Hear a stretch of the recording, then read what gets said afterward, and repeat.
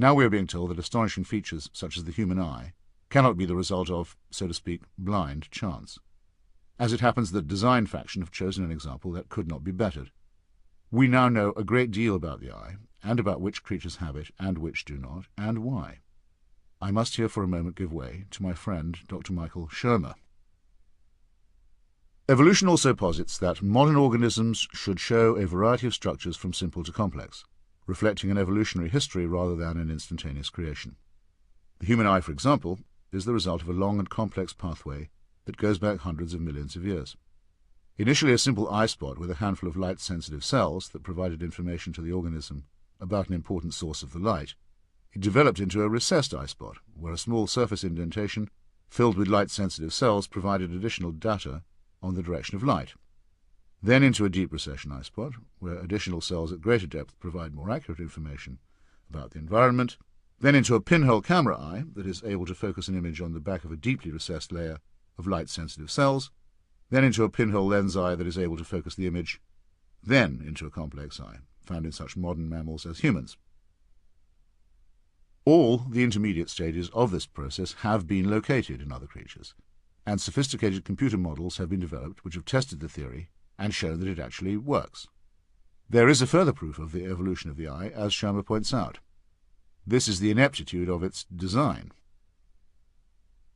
The anatomy of the human eye, in fact, shows anything but intelligence in its design.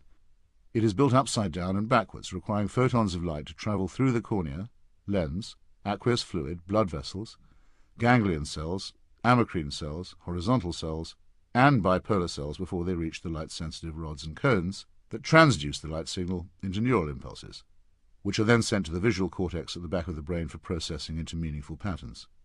For optimal vision, why would an intelligent designer have built an eye upside down and backwards? It is because we evolved from sightless bacteria, now found to share our DNA, that we are so myopic. These are the same ill-designed optics, complete with deliberately designed retinal blind spot, through which earlier humans claimed to have seen miracles with their own eyes. The problem in those cases was located elsewhere in the cortex, but we must never forget Charles Darwin's injunction that even the most highly evolved of us will continue to carry the indelible stamp of their lowly origin. I would add to Shermer that though it is true we are the highest and smartest animals, ospreys have eyes we have calculated to be 60 times more powerful and sophisticated than our own, and that blindness, often caused by microscopic parasites that are themselves miracles of ingenuity, is one of the oldest and most tragic disorders known to man. And why award the superior eye, or, in the case of the cat or bat, also the ear, to the inferior species? The osprey can swoop accurately on a fast-moving fish that it has detected underwater from many, many feet above, all the while manoeuvring with its extraordinary wings. Ospreys have almost been exterminated by man, while you yourself can be born as blind as a worm and still become a pious and observant Methodist, for example. To suppose that the eye, wrote Charles Darwin, with all its inimitable contrivances for adjusting the focus to different distances, for admitting different amounts of light, and for the correction of spherical and chromatic aberration, could have been formed by natural selection seems, I freely confess, absurd in the highest possible degree. He wrote this in an essay entitled Organs of Extreme Perfection and Complication. Since that time, the evolution of the eye has become almost a separate department of study. And why should it not? It is immensely fascinating and rewarding to know that at least 40 different sets of eyes, and possibly 60 different sets, have evolved in quite distinct and parallel, if comparable, ways. Dr. Daniel Nielsen, perhaps the foremost authority on the subject, has found, among other things, that 3 entirely different groups of fish have independently developed 4 eyes. One of these sea creatures, Bathylicnops exilis, possesses a pair of eyes that look outward, and another pair of eyes, set in the wall of the main 2, that direct their gaze straight downward.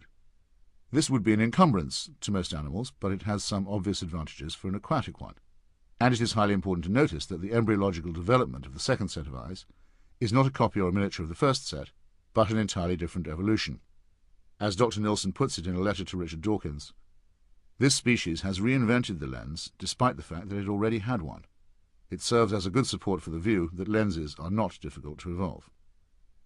A creative deity, of course, would have been more likely to double the complement of optics in the first place, which would have left us with nothing to wonder about or to discover. Or, as Darwin went on to say in the same essay, when it was first said that the sun stood still and the world turned round, the common sense of mankind declared the doctrine false. But the old saying of vox populi vox Dei, as every philosopher knows, cannot be trusted in science. Reason tells me that, if numerous gradations from an imperfect and simple eye to one perfect and complex, each grade being useful to its possessor, can be shown to exist, as is certainly the case, if, further, the eye ever slightly varies, and the variations be inherited, as is likewise certainly the case, and if such variations should ever be useful to any animal under changing conditions of life, then the difficulty of believing that a perfect and complex eye could be formed by natural selection, though insuperable by our imagination, cannot be considered real.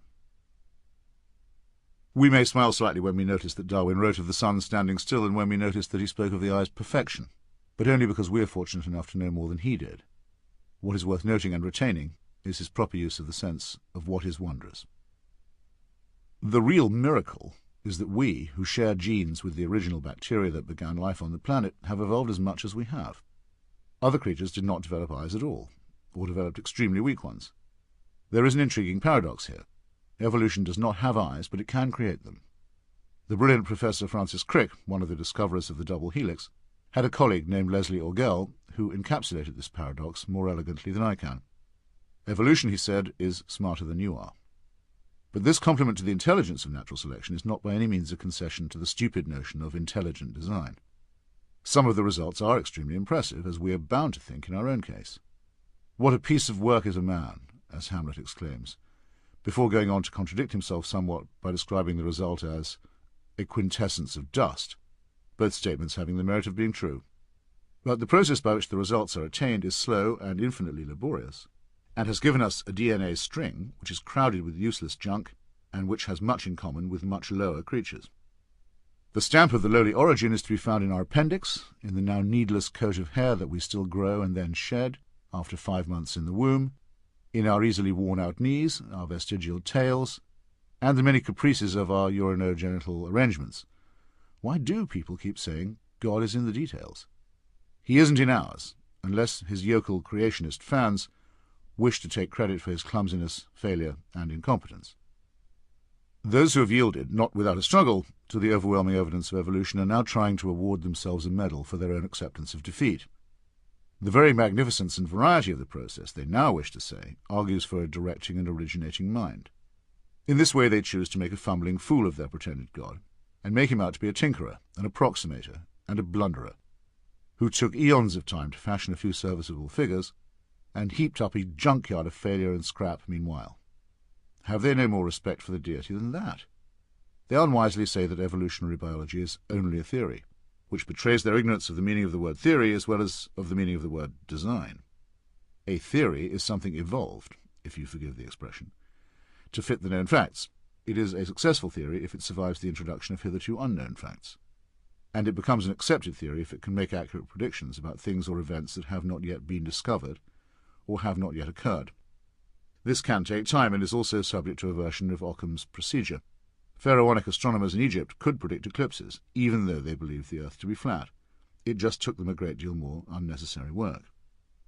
Einstein's prediction of the precise angular deflection of starlight due to gravity, verified during an eclipse off the west coast of Africa that occurred in 1913, was more elegant and was held to vindicate his theory of relativity. There are many disputes between evolutionists as to how the complex process occurred, and indeed as to how it began.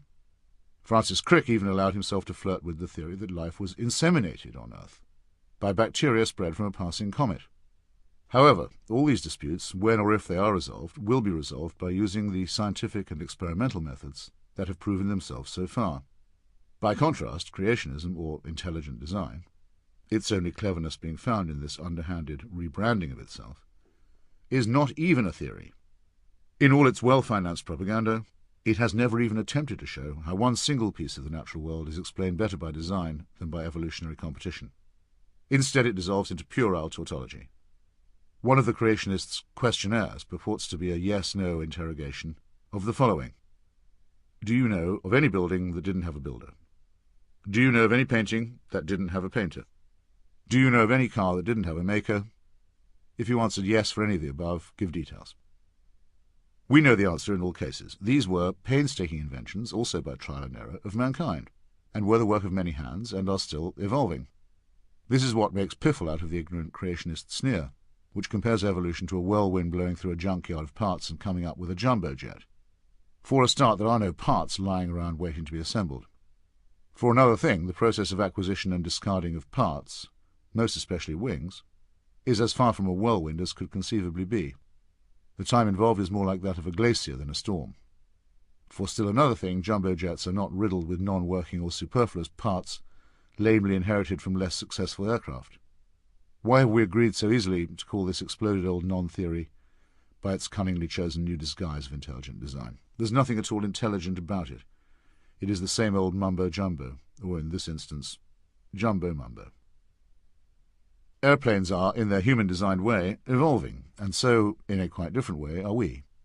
In early April 2006, a long study at the University of Oregon was published in the journal Science.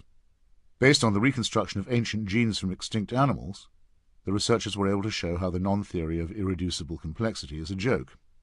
Protein molecules, they found, slowly employed trial and error, reusing and modifying existing parts, to act in a key and lock manner and switch discrepant hormones on and off. This genetic march was blindly inaugurated 450 million years ago, before life left the ocean and before the evolution of bones. We now know things about our nature that the founders of religion could not even begin to guess at, and that would have stilled their overconfident tongues if they had known of them. Yet again, once one has disposed of superfluous assumptions, speculation about who designed us to be designers becomes as fruitless and irrelevant as the question of who designed that designer. Aristotle, whose reasoning about the unmoved mover and the uncaused cause is the beginning of this argument, concluded that the logic would necessitate 47 or 55 gods. Surely even a monotheist would be grateful for Occam's razor at this point.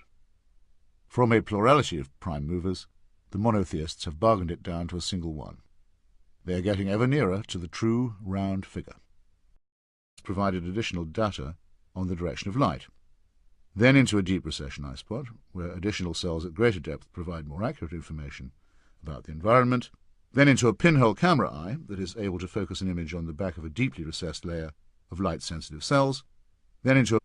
I must here for a moment give way to my friend Dr. Michael Shermer. Evolution also posits that modern organisms should show a variety of structures from simple to complex, reflecting an evolutionary history rather than an instantaneous creation. The human eye, for example, is a pinhole lens eye that is able to focus the image then into a complex eye, found in such modern mammals as humans. All the intermediate stages of this process have been located in other creatures, and sophisticated computer models have been developed which have tested the theory and shown that it acts. Now we are being told that astonishing features such as the human eye cannot be the result of, so to speak, blind chance. As it happens, the design faction have chosen an example that could not be bettered. We now know a great deal about the eye, and about which creatures have it and which do not, and why, the result of a long and complex pathway that goes back hundreds of millions of years. Initially a simple eye spot with a handful of light-sensitive cells that provided information to the organism about an important source of the light, it developed into a recessed eye spot, where a small surface indentation, filled with light-sensitive cells,